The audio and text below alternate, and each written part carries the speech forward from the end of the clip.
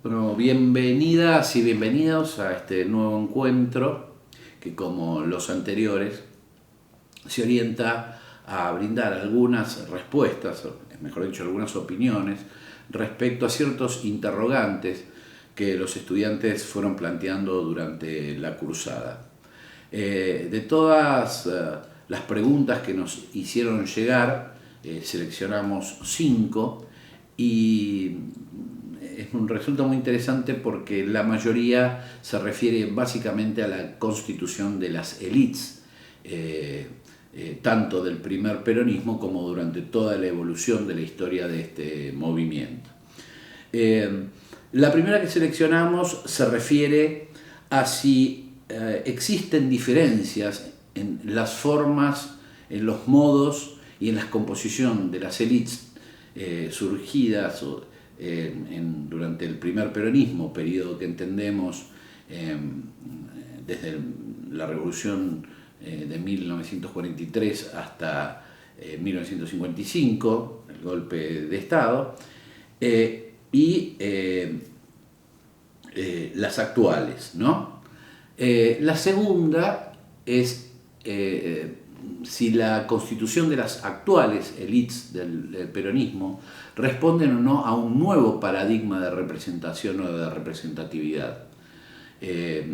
La tercera, si entendemos que dentro del movimiento existe una crisis de representatividad o no existe, simplemente es la forma en que el peronismo fue desarrollando, fue constituyendo su dirigencia. La cuarta, si la actual dirigencia permite continuar el sentido histórico con el que surgió el primer peronismo. Y la última, si la actual constitución, sobre todo de cara a estas últimas elecciones, preanuncia o no nuevas rupturas. Entonces vamos a empezar con la primera, porque en cierto sentido, aunque se critique fuertemente que hoy básicamente en muchas de las provincias argentinas la constitución de las élites dirigenciales del peronismo vienen de arriba hacia abajo, es decir, no hay un sistema ni horizontal ni digamos de surgimiento de representatividades a partir de lo que se conoce como las bases. Hay que sostener que el primer peronismo, el que surge, digo, a partir de la revolución del 1943,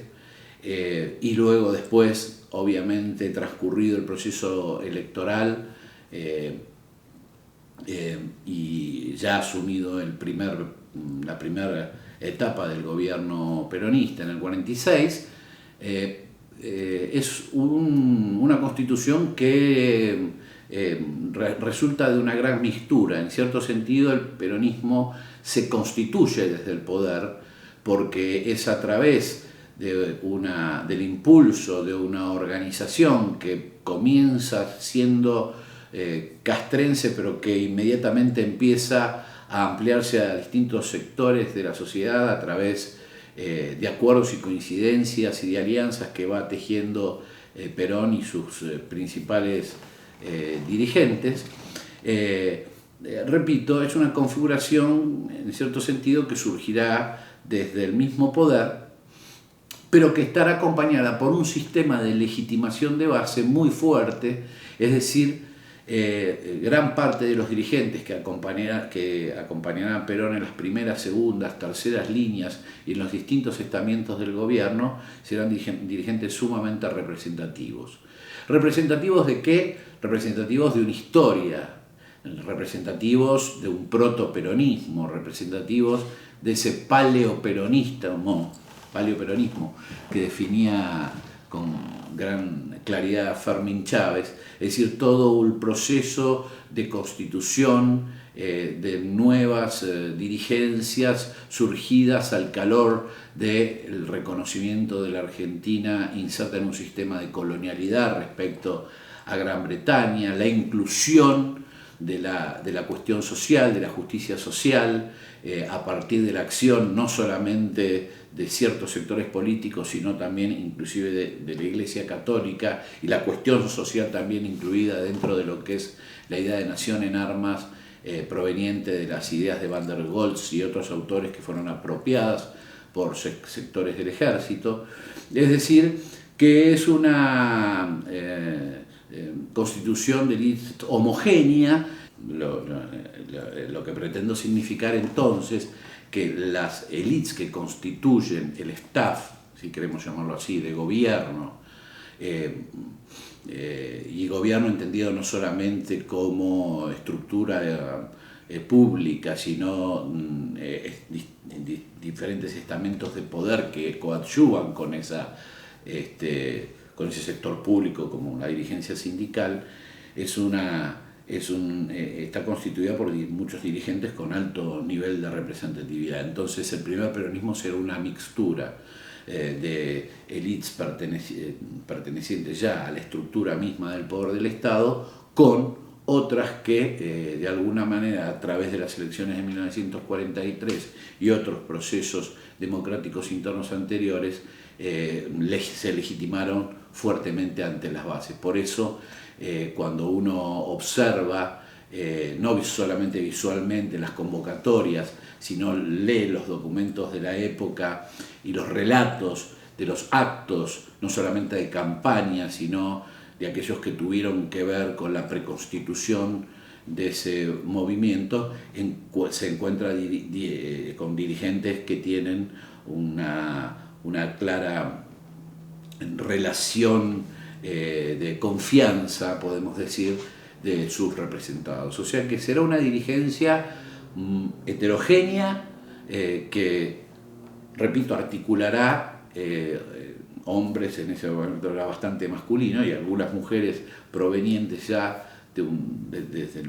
fogueadas del poder, con sectores legitimados y relegitimados, no solamente a través de sistemas electivos clásicos o sistemas electivos informales,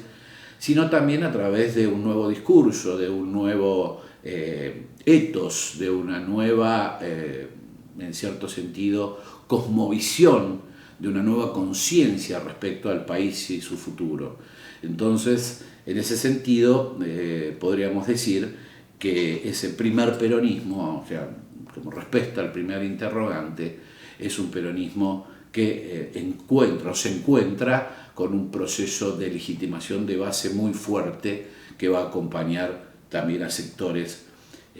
surgidos a partir ya del ejercicio del poder anterior.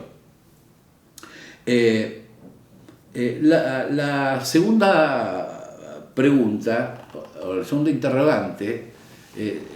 nos refiere a si la actual disposición de las élites peronistas o la de las élites pertenecientes al movimiento, pues ya estamos en una etapa donde el peronismo y los sectores que de alguna manera componen lo que se llama el sector nacional y popular actualmente, es un paradigma de arriba hacia abajo, es decir, que la selección de los candidatos no son el producto de procesos de legitimación interna, sino más bien de selección desde el poder hacia abajo. Responden a un nuevo paradigma. Yo diría que es una respuesta bastante dificultosa, y por lo tanto esto será simplemente una opinión, o constituye simplemente una opinión, en el sentido que es evidente que en todo movimiento político, no solamente democrático, no solamente en Argentina, sino en distintos países, hay un staff de dirigentes que básicamente son preseleccionados por las estructuras dirigenciales ya consolidadas. Pero por un lado, eso de alguna manera fortalece las alianzas superestructurales, pero por otro lado debilita ese apoyo que necesitan los partidos y los movimientos políticos en la periferia para lograr los grandes objetivos nacionales. nos es muy difícil comprender o entender cómo un movimiento que de alguna manera surgió a la historia del país para liberarlo pueda hacerlo a través de un sistema dirigencial que no cuente con el aval, con el apoyo, con el respaldo de las bases. Y cuando hablamos de las bases no hablamos de la ciudadanía como hombres y mujeres independientes, sino de las distintas organizaciones que componen la vida del país. Por lo tanto, yo creo que no es ningún paradigma nuevo, simplemente constituye un estadio actual del movimiento que en cierto sentido, o por lo menos así aparece en algunas regiones o en algunas provincias del país, porque en otras nos consta, como en la provincia de Entre Ríos, por ejemplo, ha habido elecciones internas y luego irán las PASO, o sea que habrá un doble casi proceso de selección, pero en la gran mayoría, o una componente importante de las provincias, esa situación no aconteció, tanto importante como la capital federal o como la provincia de Buenos Aires. Por lo tanto, nosotros pensamos que no se trata de un nuevo paradigma, sino simplemente de un proceso que no me alcanzaría el tiempo en este momento para describir sus causas, pero que de alguna manera debilita las posibilidades de acción o cercena ciertas posibilidades de acción que necesita el movimiento como para tomar las medidas que de alguna manera constituyen ciertos idearios centrales del peronismo o del primer peronismo, si es que se pretende mantenerlo de esta forma o constituirlo simplemente en un partido o un sistema de alianzas dentro de un proceso de distribución partidocrática. Con lo cual, a la segunda respuesta le diría que podría haber habido cambios de paradigma en los países centrales y posiblemente hayan sido funcionales para establecer los nuevos desafíos, pero para los estados o para los países de la periferia, las restricciones en el sistema de representatividad y la limitación de la representatividad, la ruptura o el alejamiento de las élites respecto a las bases no constituye un elemento del todo positivo. Respecto a la idea del paradigma, eso sí, sobre todo a partir de la recuperación de las instituciones democráticas, se nota claramente dentro del peronismo en particular y del movimiento en general, y quiero hacer esa división porque el primer peronismo surgió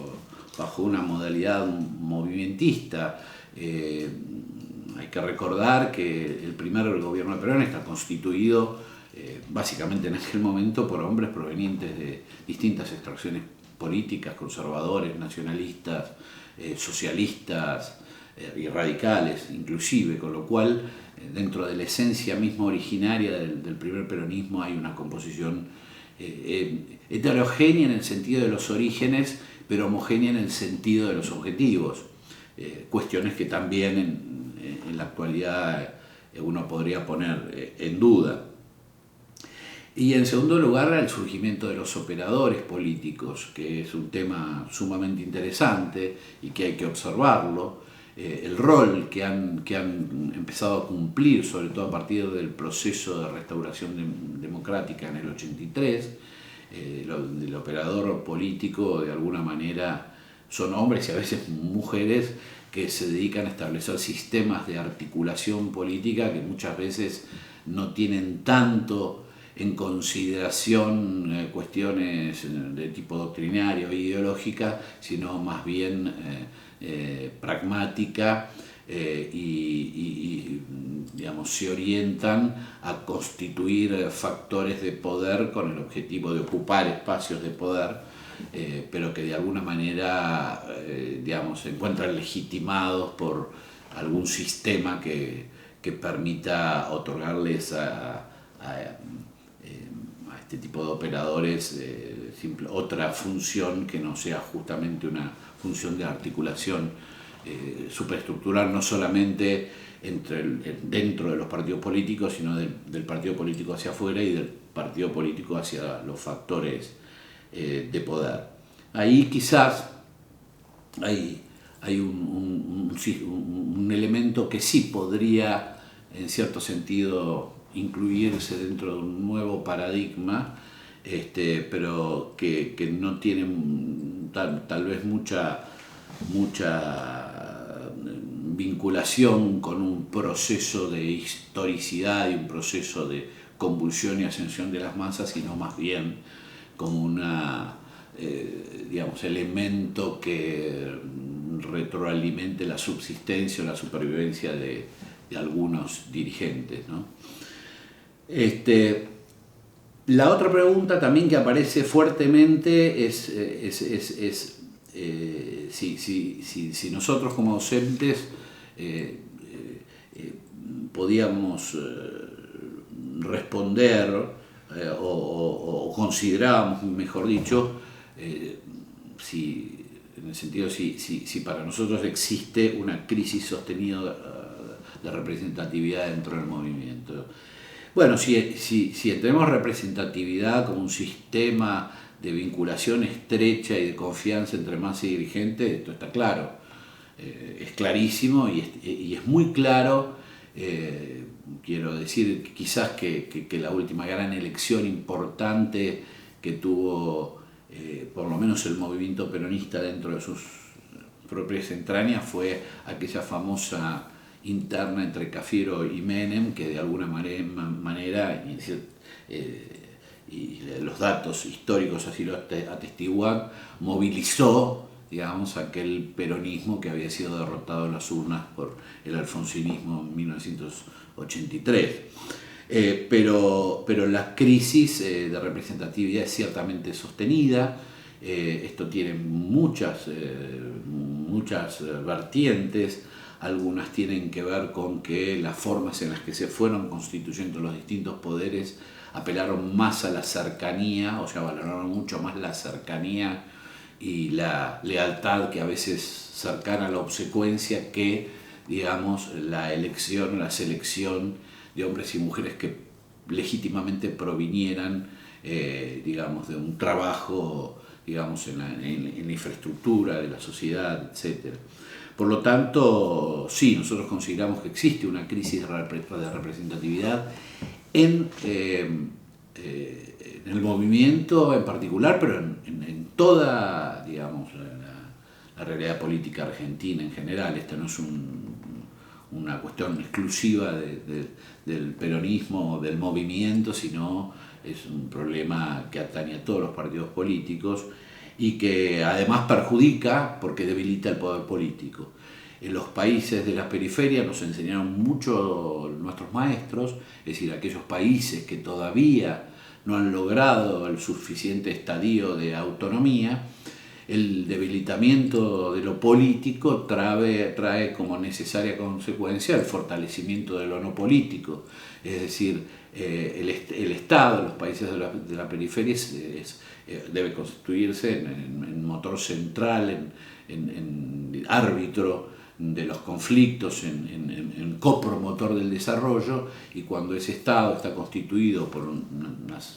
serie de élites que se encuentran debilitadas porque carecen de representatividad, eso repercute inmediatamente no solamente en el presente y en el futuro. O sea que no hay que ser un gran analista para entender esta cuestión. Hay una tendencia, sí, generalizada en criticar al poder. En todos los países se critica al poder, se critica lo político, hay siempre una impugnación hacia lo político. Pero en cierto sentido, en los países que han logrado democracias más estables o sistemas más estables y estadios de desarrollo más importantes, son conscientes que más allá de las críticas naturales que uno haga al poder, digamos, existe la necesidad imperiosa de la constitución de una dirigencia que pueda sostener por lo menos los mínimos elementos que ese Estado necesita como para llevar adelante, digamos, o para conducir la sociedad hacia un futuro deseado. Y otra pregunta que también aparece, que tiene siempre y vuelve sobre las élites, dice, bueno, las actuales dirigencias o élites. Cuando hablamos de élites hablamos de dirigencia, pero quizás en un sentido más amplio, ¿no? En primer lugar porque hay que entender que en el peronismo la palabra dirigente, líder y conductor, bueno, muchas veces se confunden. En general, Perón siempre habló de conducción, porque él planteó una filosofía de la conducción política que de alguna manera se contrapone con la idea de liderazgo o la idea de dirigencia, porque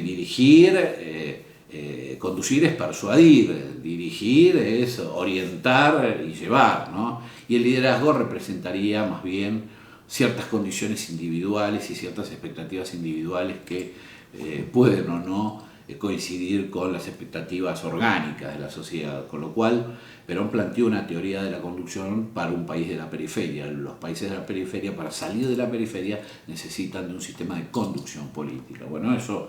obviamente se fue debilitando y evidentemente debilitándose los sistemas de conducción, salvo en algunas provincias y en algunas localidades del país, porque en general uno no puede establecer o determinar un criterio general, pero una generalización absoluta, mejor dicho, sino esta generalización tiene que ver con un nivel de cuantificación. La mayoría, podría decir, de las dirigencias, en cierto sentido, y si esto se ha notado, impiden continuar el sentido histórico del peronismo, e inclusive muchas de ellas cuestionan si el sentido histórico del peronismo es el mismo ahora que en el 45, esa idea de si aquellos principios que dieron origen al primer peronismo son hoy prioritarios en el contexto geopolítico y en el contexto universal. Bueno, y hay una gran división, hay algunos que sostienen que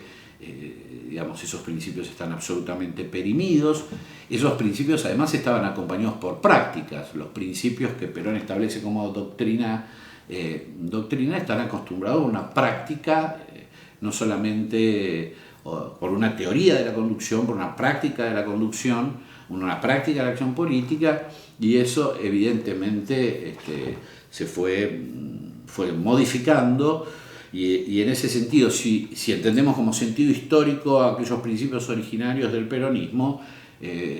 a esta dirigencia actual se le haría bastante dificultoso. Hay algunos dirigentes del peronismo que tienen clara esta situación y que bregan permanentemente para tratar de sostener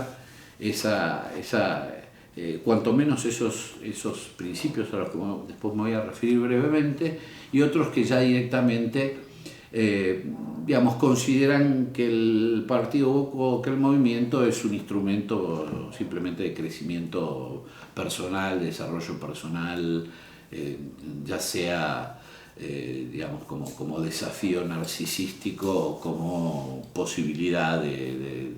crecimiento económico o social, si queremos ponerle algún nombre especial. Y la última pregunta, o el último, si esta crisis de representatividad preanuncia nuevas rupturas.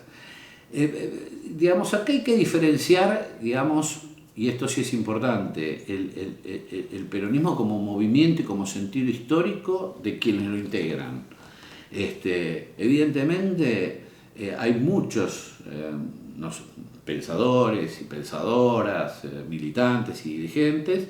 que creen que los grandes desafíos planteados en el 45 persisten, que el país todavía no ha logrado ni la soberanía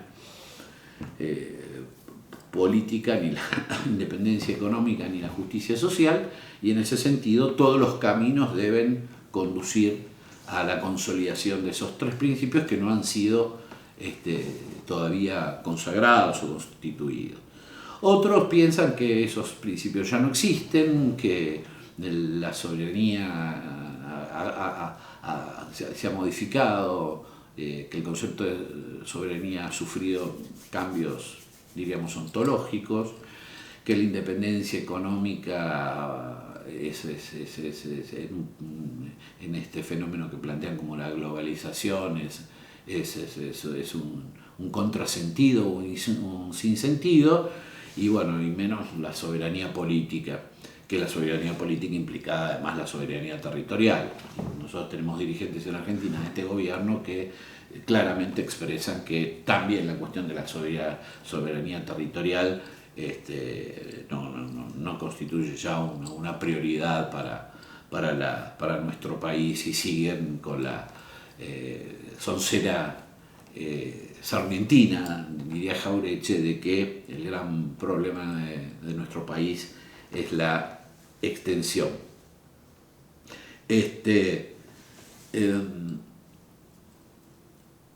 Cuestiones. Cuando hablamos de primer peronismo, hablamos de un movimiento integrado por hombres y mujeres. Recordemos y digo de mujeres porque durante el primer peronismo no solamente quiero recordar que se consagra el voto femenino, sino además que se crea el Partido Peronista Femenino, que era un sector del movimiento exclusivamente para mujeres, o sea, y donde las mujeres, sin intervención de los hombres, comenzaban, por iniciativa de Eva Perón, a discutir aquellas cuestiones que tenían mucho que ver con esa asimetría o con las asimetrías que existían ya en esa época entre los varones y las mujeres. Es decir, entonces es un movimiento, además, no es un partido, es un movimiento que surge, digamos, desde el punto de vista geopolítico como un nacionalismo defensivo, es decir, nace en un contexto de posguerra donde se presumían nuevos escenarios de guerra, quizás no como la Primera y Segunda Guerra Mundial, de grandes guerras, sino de confrontaciones mucho más pequeñas y centralizadas, que de hecho existieron en Vietnam, en Corea, en América Latina, y que los países de la periferia debían prepararse para esos escenarios. Y la Argentina se preparó, porque yo quiero recordar que si bien no existió una tercera guerra mundial, en términos de esas famosas dos guerras mundiales que caracterizaron o que expresaron lo peor de la humanidad durante el siglo pasado, sí luego hubo confrontaciones con clara impronta geopolítica en distintos sectores de la periferia, y donde los estados triunfadores de la guerra se convirtieron en verdaderos interventores y partícipes. Y los países periféricos debían prepararse para eso, y Perón la tenía clarísimo. Mucha gente eso no lo entendió. Por eso también el fortalecimiento de unas fuerzas armadas que permitieran afrontar digamos, algún tipo de intervención externa, pero también la organización del pueblo que permitiera unificar a un pueblo que podría haberse partido o dividido, como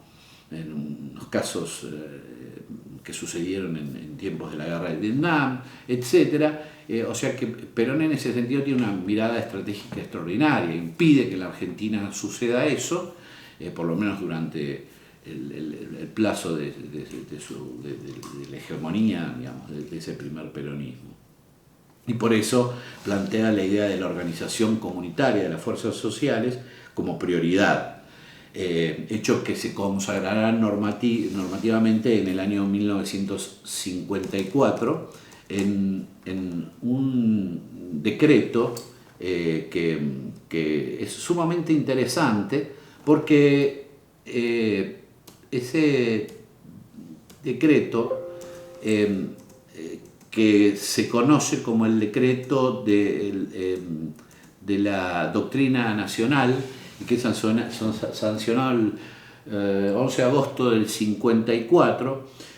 textualmente orienta la acción de gobierno y es la política de la nación en materia de acción política interna, acción internacional, acción económica, acción defensiva de seguridad nacional, acción social, acción cultural, y todos los organismos de la Presidencia de la Nación, secretarías, ministerios, consejos, acuerdos de gobierno y gabinete se orientan su acción según los principios fundamentales de esa doctrina nacional. La doctrina nacional no era un libro de filosofía con el que había que andar bajo del brazo, sino una serie de elementos que permitían evitar esas divisiones que Perón estaba observando o comenzaba a observar que se estaban produciendo digamos, a partir de las características de la Guerra Fría. Otra de las preguntas que surgieron, que quizás no las incluimos dentro de las 5, fue ciertas estrategias que pudieron observarse dentro de algunos sectores que muchas veces externos y críticos al peronismo construyeron de alguna manera ciertos idearios a partir de figuras, idearios y más bien discursos o relatos a través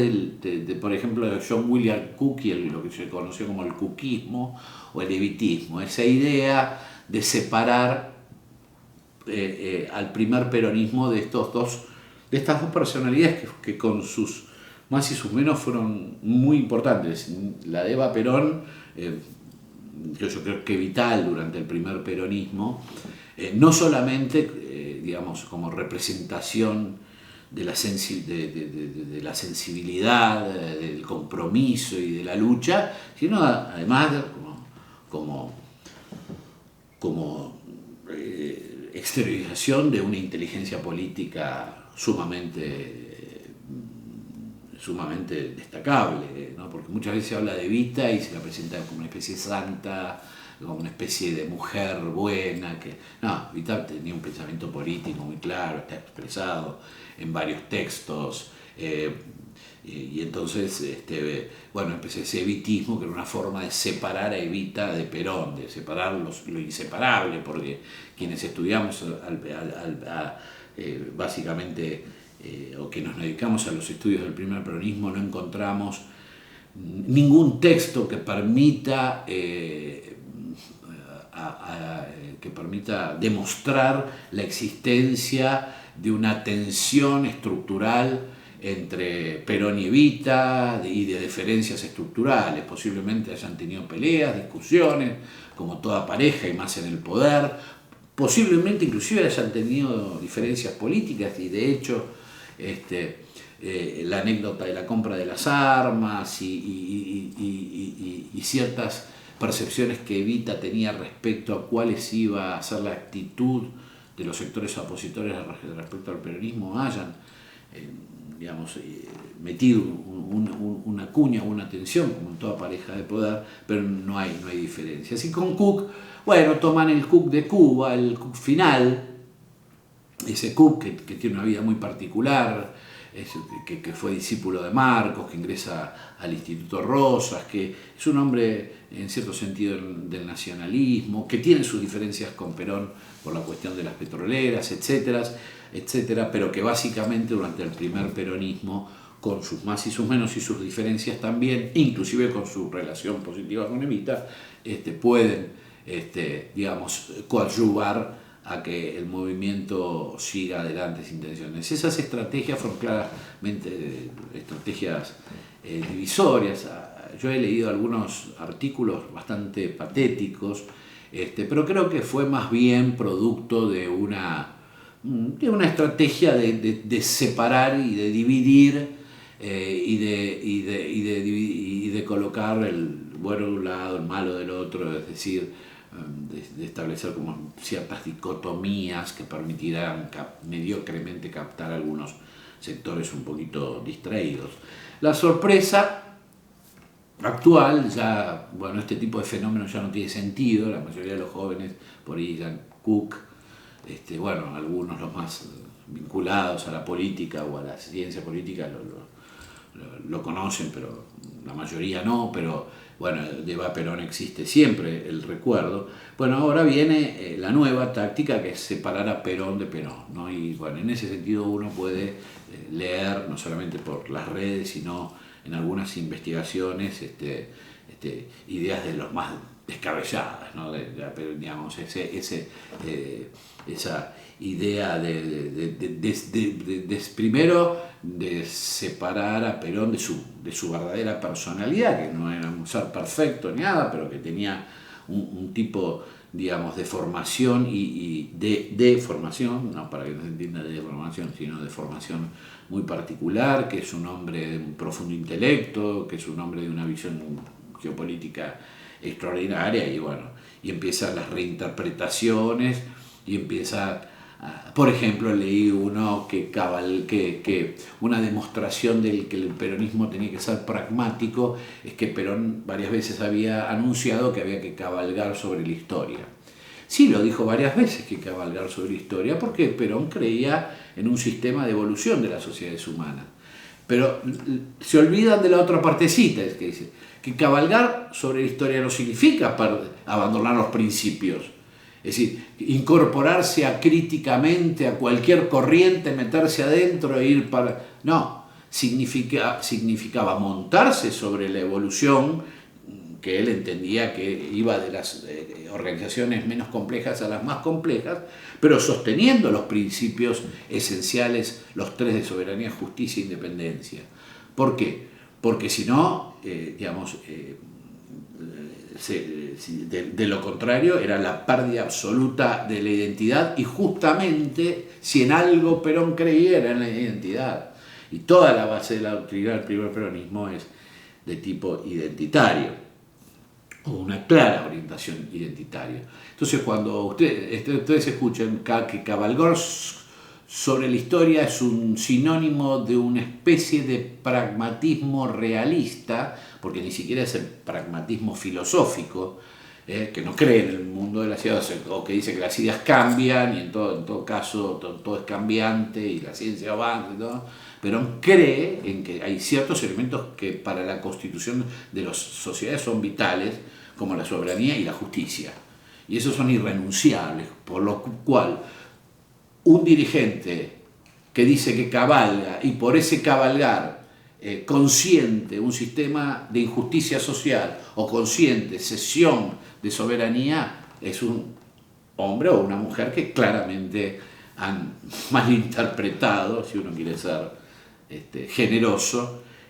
la idea de ese cabalgar de la historia que varias veces Perón planteó en sus escritos filosóficos. Para finalizar, yo creo, o muchos creemos, que en cierto sentido la Constitución o la expresión de una doctrina nacional es la forma de que un amplio sector de la Argentina, para no hablar de una totalidad, porque también hay algunos hombres y mujeres del peronismo que aspiran a la totalidad. La totalidad es ¿no? Siempre hay mayorías, hay minorías, hay prioridades, pero esa idea de que en cierto sentido